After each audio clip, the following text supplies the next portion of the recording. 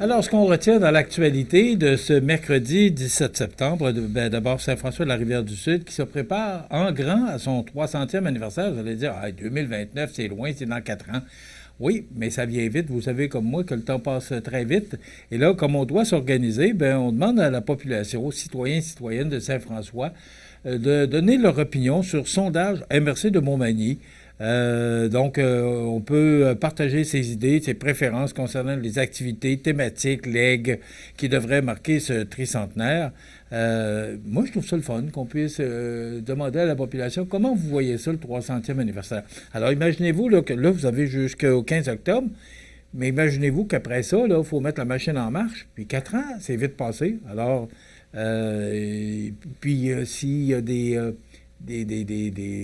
je sais pas moi, des demandes à faire ou peu importe, là, il faut prendre le temps de les faire. Alors, c'est quand même, là, on va dire comme on se dit souvent quand on regarde notre âge, 2029, c'est demain.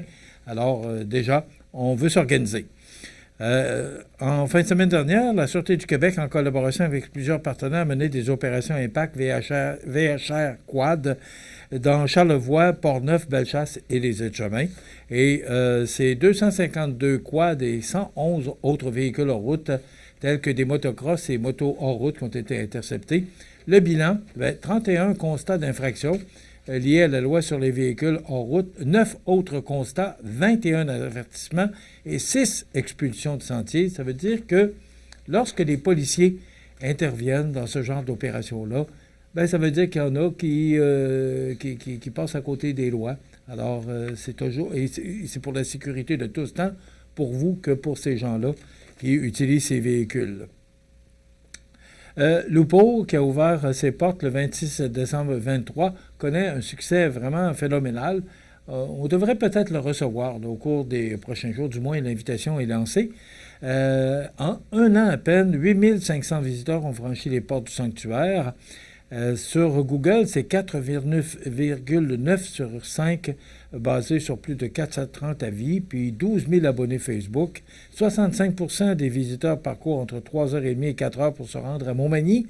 22 viennent d'autres régions du Québec, tandis que 13 sont des visiteurs internationaux, notamment de France, de Belgique, d'Allemagne et des États-Unis. Pour la grande majorité, c'est 90 qu'il s'agisse d'une première découverte de la région. Donc, il a gagné également le prix Entreprise touristique de l'année 2024. Donc, bravo à vous pour votre succès.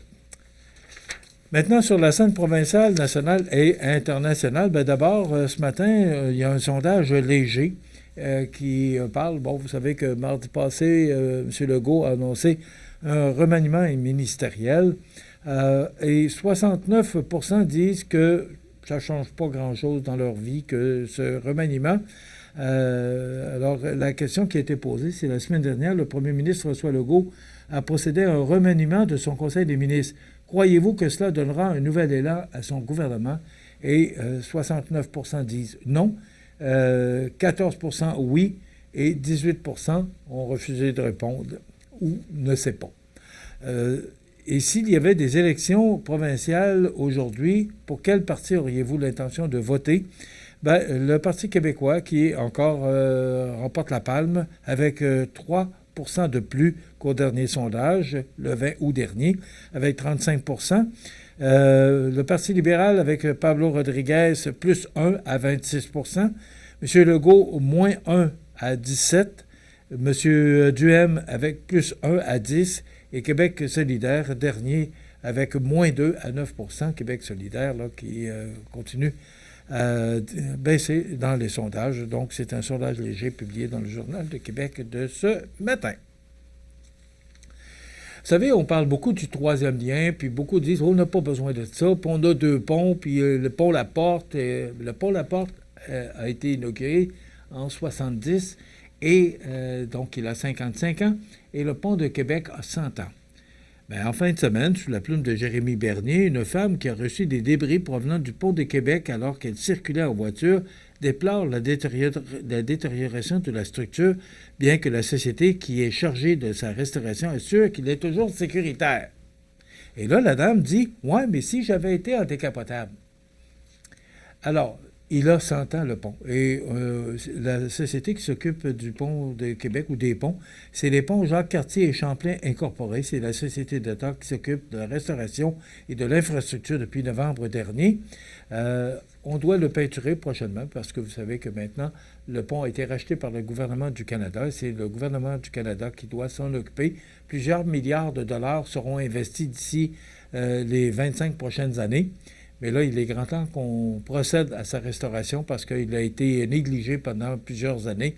Alors, cette dame là qui s'appelle, est-ce que son nom est là? Je n'ai pas, Madame Pouliot, Sophie Pouliot, qui a reçu des débris sur sa voiture là, en passant sur le pont de Québec.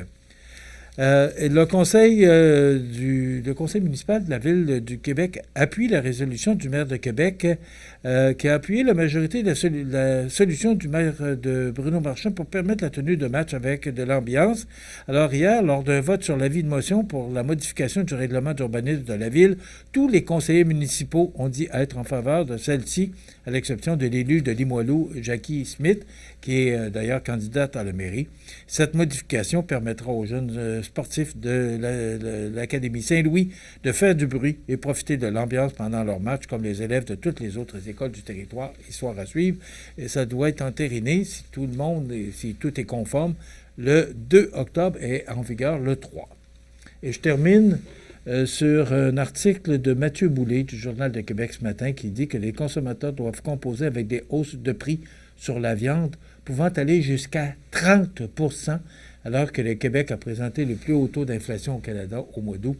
Alors, je vois des hausses de 25 à 30 % depuis quelques semaines. C'est assez décourageant, mentionne le propriétaire de la boucherie poissonnerie Terre et Océan, Carlos Digawi.